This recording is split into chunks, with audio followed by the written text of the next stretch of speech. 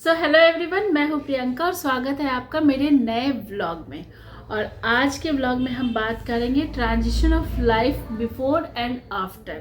मतलब YouTube start करने से पहले मेरी लाइफ कैसी थी और यूट्यूब स्टार्ट करने के बाद मेरी लाइफ कैसी। तो देखो, इसमें मैं बहुत ही जेन्युइन रिव्यू दूंगी और बहुत जेन्युइनली बात करूंगी। मतलब कुछ भी ऐसा फिल्टर नहीं रहेगा। जो कुछ मैंने महसूस किया है और जो कुछ मैंने एक्सपीरियंस किया है ना, वो सारी चीज़ें मैं आपके साथ आज शेयर करूंगी। तो मैंने स्टार्ट किया था 2021 में और कुछ दिन स्टार्ट किया, बहुत अच्छा बूस्ट मिला मुझे। उसके बाद मैंने बंद कर दिया और रेगुलरिटी और कंसिस्टेंसी, इन सब चीज़ों का तो कहीं नामो निशान ही नहीं था। तो इस तरीके से मेरा यूट्यूब चलता रहा। अब मैं थोड़ी सी कंसिस्टेंट हुई हूँ। तो पहले जब मैंने स्टार्ट किया था ना, उस वक्त मैं बनाती थी फैशन वीडियोस, क्योंकि मैं बुटीक चलाती हूँ और मुझे लगता था कि कुछ इन्फॉर्मेटिव बनाना चाहिए। और इन्फॉर्मेटिव में मुझे वही समझ में आया जो मैं काम कर रही हूँ। तो मुझे लगा कि चलो मैं बुटीक का काम करती हूँ, तो उससे रिलेटेड जो भी डिज़ाइनिंग है और जो सारी चीज़ें हैं, जो भी इन्फॉर्मेशन है, मैं उनसे रिलेटेड वो सारे वीडियोज़ बनाऊँगी। तो मैंने स्टार्ट किया था फैशन वीडियोज़ से। बट वो मतलब कुछ वजह थी, मैं उसको रेगुलर नहीं कर पा रही थी। कुछ इश्यूज़ थे, फैमिली का भी चल रहा था, बहुत सारा ऐसा पेंडिंग वर्क था जो मुझे निपटाना था। तो इस वजह से मैं उसको कंटिन्यू नहीं कर पा रही थी। मतलब कंसिस्टेंट नहीं रह पा रही थी। कंटिन्यू तो कर रही थी लेकिन कंसिस्टेंट नहीं रह पा रही थी।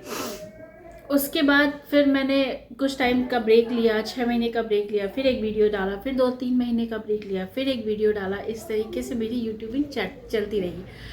उसके बाद फिर फाइनली जब मैं दोबारा मैंने कम बैक किया, तो मुझे लगा कि नहीं, अब फैशन वीडियो से ही काम नहीं चलेगा, मुझे व्लॉगिंग करनी चाहिए। और I am a kind of person जिसको एक्सपेरिमेंटेशन बहुत ज़्यादा पसंद है। मतलब मुझे बहुत सारी चीज़ें एक्सपेरिमेंट करते रहना बहुत ज़्यादा पसंद आता है। और मैं किसी भी चीज़ से ना बहुत जल्दी बोर हो जाती हूँ। तो मेरा थोड़ा सा वैसी मेरी पर्सनालिटी है। तो मैंने सोचा कि अब चलो फैशन वीडियोज़ अब मैंने बना लिया, अब मैं डेली व्लॉगिंग करूँगी। और मैं आ गई डेली व्लॉगिंग में। तो डेली व्लॉगिंग में अब मैं आपको बताती हूँ कि डेली व्लॉगिंग करने से पहले मेरी लाइफ क्या थी और डेली व्लॉगिंग करने के बाद मेरी लाइफ। देखो, सबसे पहले तो मैं आपको बताती हूँ, जब भी मैं पहले कहीं बाहर जाती थी तो मैं चीज़ों को एंजॉय करती थी। मतलब अच्छी तरीके से सारी चीज़ें देखती थी, घूमती थी, खाती थी, वो सारी चीज़ें एंजॉय करती थी। अब जब मैं बाहर जाती हूँ ना, तो उसको मैं एज अ कंटेंट लेती हूँ। मतलब मुझे लगता है कि आइसक्रीम खा रही हूँ तो आइसक्रीम को एक शूट कर लेती हूँ, मतलब एक छोटा सा क्लिपिंग बना लेती हूँ, शॉर्ट्स में डाल दूंगी। मुझे लगता है कि ये फूड हमने ट्राई किया है तो इसकी एक क्लिपिंग ले लेती हूँ और इसको अपने व्लॉग में ऐड कर दूंगी। तो इस तरीके से ना चीज़ें हमेशा कंटेंट में चलती रहती है। अभी रिसेंटली मैं कोलकाता गई थी।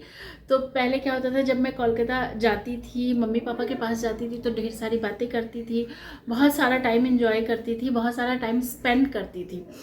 और अब मैं जब कोलकाता गई थी तो मुझे ना हर वक्त ऐसा लगता था कि मम्मी के साथ ना ये वाली वीडियोस बना लेती हूँ, मम्मी के साथ ना ऐसे वाली शॉर्ट्स बना लेती हूँ, पापा के साथ ऐसे वाली शॉर्ट्स बना लेती हूँ, भाई के साथ बना लेती हूँ, भाभी के साथ बना लेती हूँ, भतीजों के साथ बना लेती हूँ। तो पूरे टाइम ना दिमाग में बस कंटेंट कंटेंट कंटेंट, बस यही चल रहा था। तो ये एक तरीके से मुझे लगता है ये एक माइनस पॉइंट है कंटेंट क्रिएशन का। तो अगर आप कंटेंट क्रिएटर हो ना, तो पूरे टाइम आपको लगेगा कि हम इस पे एक क्लिपिंग ले लें, इस पे एक वीडियो बना लें, एक कंटेंट बना लें। तो ये हमेशा मतलब पूरे टाइम आपको मतलब लगेगा, ठीक है।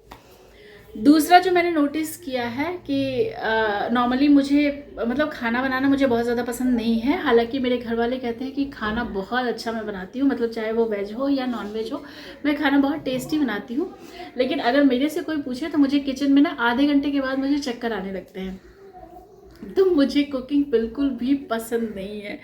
तो जब मैं कुकिंग वीडियोस बनाती थी ना, तो नहीं, जब मैं कुकिंग करती थी ना पहले, तो मैं क्या करती थी, जल्दी से इधर कुकर चढ़ाया, इधर प्याज काटा, जब तक प्याज भुन रहा है फिर मैंने इधर टमाटर काटा, फिर मैंने टमाटर डाला, उधर मसाले डाले और इधर फटाफट सब्जियां कट करी, चॉप करी और सब्जियां डाल दी।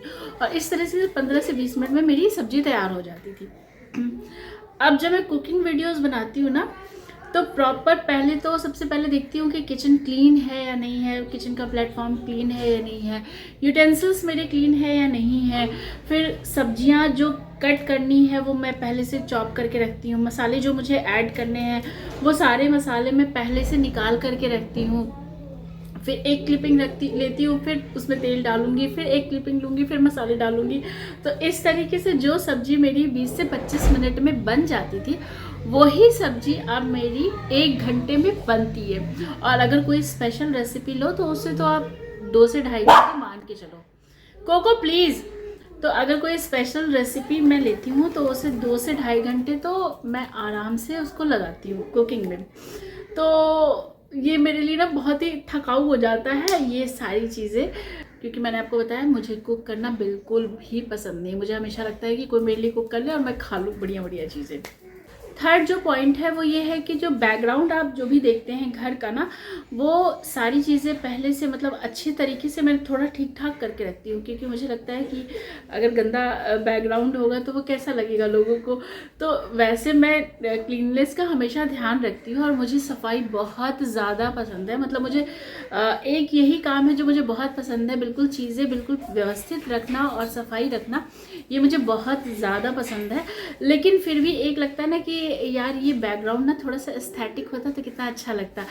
तो आजकल ना मैं दिमाग इस तरीके से दौड़ाती हूँ कि थोड़ा सा इधर ये प्लांट्स लगा लूँ तो ये बैकग्राउंड बड़ा अच्छा आएगा, यहाँ पे मैं वीडियो शूट कर सकती हूँ।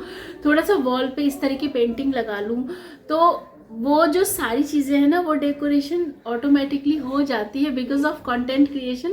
तो ये एक अच्छी चीज़ भी है कि इस वजह से मेरा घर बिल्कुल हमेशा व्यवस्थित दिखता है और हमेशा सजा हुआ और साफ़ सुथरा बिल्कुल नीट एंड क्लीन दिखता है। क्योंकि मैं कभी भी रैंडम शूट कर लेती हूँ और नॉर्मली जो मैं व्लॉगिंग करती हूँ उसमें मैं ज़्यादातर घर का ही दिखाती हूँ एरिया, और किचन का एरिया दिखाती हूँ, बालकनी का एरिया दिखाती हूँ, नीचे पोर्च का एरिया दिखाती हूँ। तो ये सारी चीज़ें मैं हर समय ध्यान रखती हूँ कि सारी चीज़ें जो भी मैं एरिया दिखा रही हूँ अपने ऑडियंस को वो बिल्कुल व्यवस्थित हो, सुंदर हो, सजा हो और साफ़ सुथरा हो। तो एक पॉइंट ये भी है जो पहले इतना ज़्यादा मैं नहीं सोचती थी।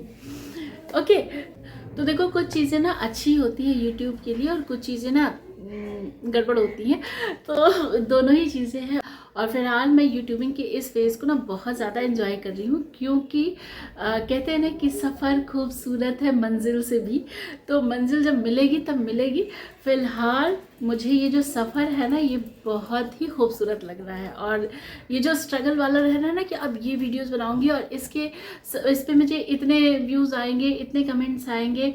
देखो 2-3 लोगों के तो कमेंट्स मेरे बिल्कुल पक्के ही पक्के होते हैं। एक तो मेरे हस्बैंड का कमेंट होता है, वो ज़रूर कमेंट करते हैं मेरे वीडियोस देख करके, और दूसरा मेरी मम्मी का होता है। तो ये 2 लोगों के तो पक्के ही कमेंट्स आते हैं। उसके बाद कुछ मेरी फ्रेंड्स हैं, और अगर आउटसाइडर्स के कमेंट्स आ जाते हैं ना तो बस पूछो मत, इतनी खुशी मिलती है मुझे कि अरे किसी आउटसाइडर ने मुझे कमेंट किया। तो ये जो स्ट्रगलिंग फेज़ है ना यूट्यूब का, और ये जो मतलब दौर जो चल रहा है ना, मेरा सफ़र जो चल रहा है ना, ये मैं बहुत ज़्यादा एंजॉय कर रही हूँ। आई होप आपको मेरा आज का ये वीडियो अच्छा लगा होगा और ऑनेस्ट लगा होगा। और ऐसी ही वीडियोस के लिए आप मेरे चैनल को सब्सक्राइब कीजिए और मेरे वीडियोस को लाइक करना ना भूलिए। Thank you so much.